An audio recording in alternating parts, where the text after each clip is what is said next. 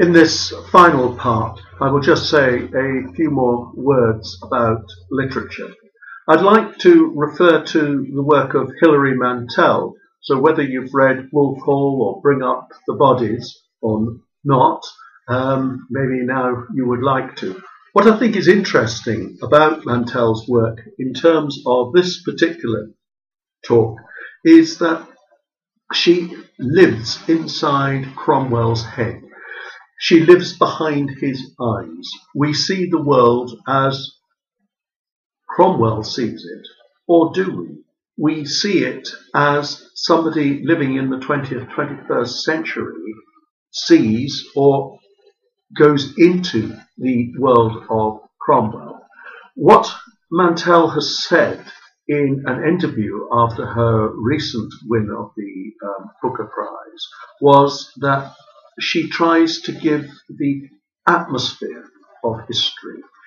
It is contingent.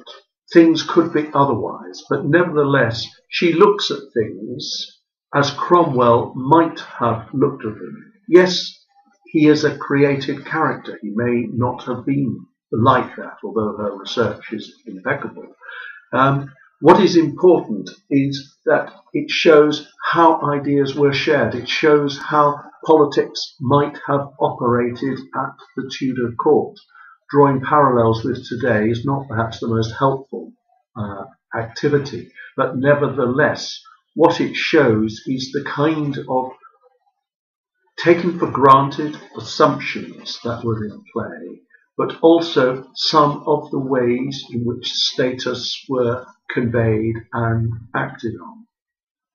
Another feature of literature which I think is important here is the concept of defamiliarization, taking something and showing it to us as if we were seeing it for the first time, showing us unexpected aspects, hidden depths. In Husserl's terms, showing us the things that are not visible from the front.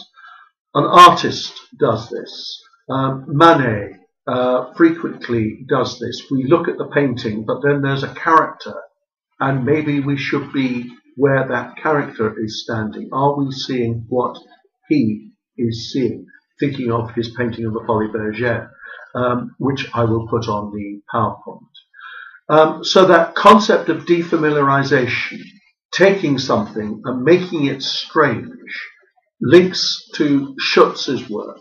And as researchers, we often take what is taken for granted by the participants in our research, and our task is either to defamiliarize it, to make it strange so that we can see what is going on, or to question people, to explore so that they themselves may come to see aspects which they take for granted.